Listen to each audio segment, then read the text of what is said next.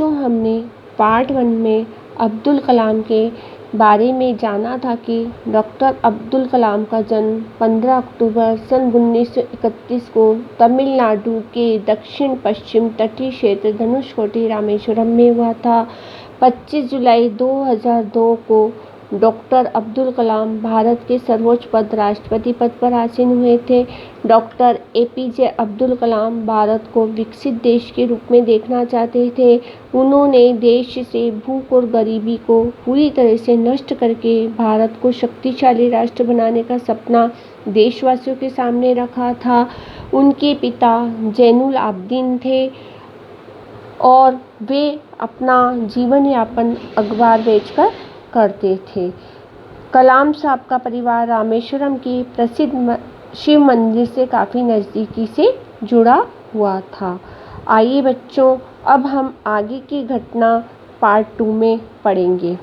आइए अब हम पार्ट 2 पढ़ते हैं। उनका बचपन आर्थिक संकटों से जूझते बीता था। जो उनका बचपन था वो आर्थिक संकटों से भरा हुआ था, संघर्ष से भरा हुआ था। उनकी पूरी शिक्षा तमिलनाडु में थी। उन्होंने अपनी शिक्षा को पूरा तमिलनाडु में ही किया था। वे उच्च शिक्षा के लिए कभी विदेश नहीं गए। वे उच्च शिक्षा पाने के लिए कभी भी विदेश नहीं गए। उन्होंने भारत में ही रहकर अपनी शिक्षा को पूरा किया था। उन्होंने एरोनॉटिक इंजीनियरिंग में डिप्लोमा प्राप्त किया। डॉक्टर कलाम ने विदेश जाकर धन कमाने की अपेक्षा भारत में रहकर देश सेवा करने का निश्चय किया। डॉक्टर कलाम ने विदेश जाकर धन कमाने की अपेक्षा, यानी कि उन्होंने विदेश ना जाकर भारत में ही रहकर उन्होंने देश सेवा करने का निश्चय किया था। वे सन 1958 में रक्षा अनुसंधान और विकास संगठन से जुड़ गए थे। सन 1958 में उन्होंने रक्षा अनुसंधान और विकास संगठन को अपनाया था।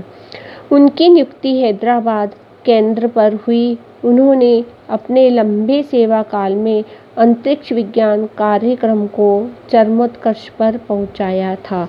उनकी नियुक्ति कहाँ हुई थी? हैदराबाद में हुई थी। उन्होंने अपने लंबे सेवा काल में, यानी कि जो उन्होंने अपना जो काम किया था, लंबे समय तक जो काम किया था अंतरिक्ष विज्ञान कार्यक्रम पर, उसको चरमोत्कर्ष पर पहुंचाया था, यानी कि बहुत ही ऊंचाइयों तक अपने काम को उन्होंने पहुंचाया था। सन 1998 में पोखरण में किए गए परमाणु परीक्षण उन्हीं के नेतृत्व में किए गए। जो सन 1978 में पोखरण में जो परमाणु परीक्षण हुआ था वो उन्हीं के नेतृत्व में हुआ था। इससे पहले उनके नेतृत्व में ही अग्नि मिसाइल का सफल परीक्षण किया गया। मिसाइल के क्षेत्र में उनकी प्रतिभा का लोहा सारा संसार मानता है। इससे पहले उन्होंने अग्नि मिसाइल का भी सफल परीक्षण किया था। मिसाइल के क्षेत्र में उनकी प्रतिभा का लोहा सारा संसार मानता है, यानी कि उनकी जो श्रेष्ठता था उसको सारा संसार स्वीकार करता है। डॉक्टर कलाम कई दृष्टि से अनोखे हैं। डॉक्टर राधाकृष्णन के बाद वे देश के ऐसे दूसरे राष्ट्रपति बने जिनका किसी भी राजनीतिक दल से लेना देना नहीं था।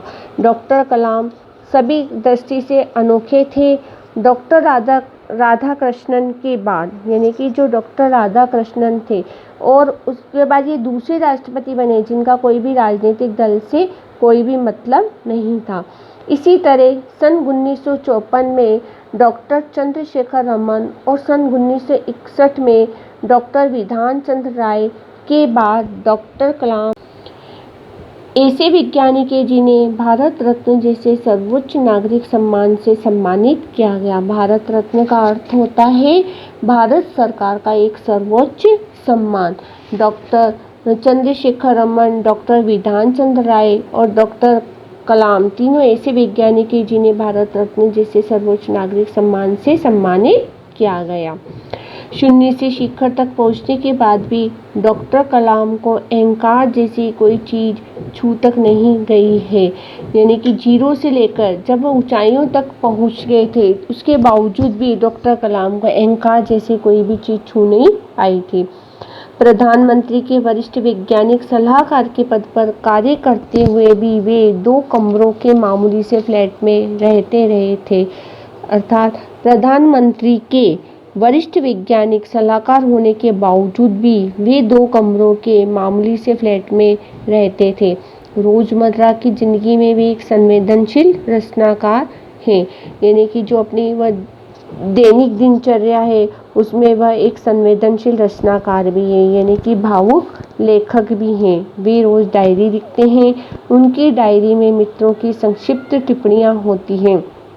जो उनकी डायरी है उनमें उनके मित्रों की संक्षिप्त छोटी छोटी टिप्पणियां होती हैं। डॉक्टर कलाम के मित्र बताते हैं कि वे डायरी नियमित रूप से लिखते हैं। डॉक्टर कलाम के मित्र बता रहे हैं कि उनकी डायरी नियमित रूप से लिखी जाती है। उनका डायरी लिखने का समय प्रायः रात्रि में 10 से 11 बजे के बीच का होता है। उनकी जो डायरी वह लिखते थे उस समय उनका जो समय होता था वह रात में 10 से 11 बजे के बीच का होता है। डॉक्टर कलाम कविताएं भी लिखते हैं और लघु कथाएं भी। उनके दोस्तों को उनकी तमिल कविताएं याद हैं। उन्हें वीणा बजाना भी प्रिय है। छात्र छात्राओं के बीच जाकर उन्हें बहुत अच्छा लगता है। डॉक्टर कलाम कविताएं भी लिखते हैं और छोटी छोटी लघु कथाएं भी लिखते हैं। और जो उनके दोस्त हैं उनको उनकी तमिल की कविताएं भी याद है। उन्हें वीणा बजाना और छात्र छात्राओं के बीच में रहना बहुत ही अच्छा लगता है। डॉक्टर कलाम दृढ़ इच्छा शक्ति वाले व्यक्ति हैं। उनका कहना है हमारा देश 1 अरब से अधिक लोगों का देश है। जो डॉक्टर कलाम है वह दृढ़ इच्छा शक्ति वाले व्यक्ति हैं और उनका क्या कहना है कि हमारे देश में 1 अरब से अधिक लोगों का देश है। इसलिए हमें व्यापक दृष्टि से सोचना चाहिए। हमारा निडर दृष्टिकोण होना चाहिए, क्योंकि ताकत से ही इज्जत मिलती है। उनका कहना था कि जो हमारे सोचने का नज़रिया है वो व्यापक दृष्टि का होना चाहिए और ताकत से ही हमें इज्जत मिलती है। हमारे युवकों को सपने देखने ही चाहिए। सपनों को विचारों में बदलना चाहिए। विचारों को कार्यवाही के जरिए हकीकत में बदलना चाहिए।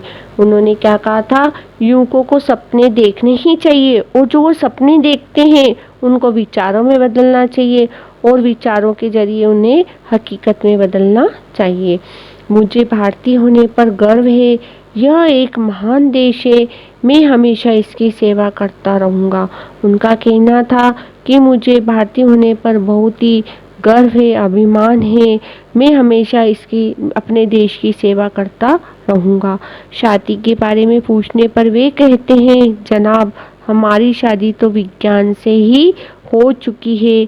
भारत को अपने इस महान वैज्ञानिक पर गर्व है। जब शादी के बारे में लोग उनसे पूछते हैं तो वह कहते हैं कि हमारी शादी तो विज्ञान से ही हो चुकी है। भारत को अपने इस महान वैज्ञानिक पर बहुत ही अभिमान है।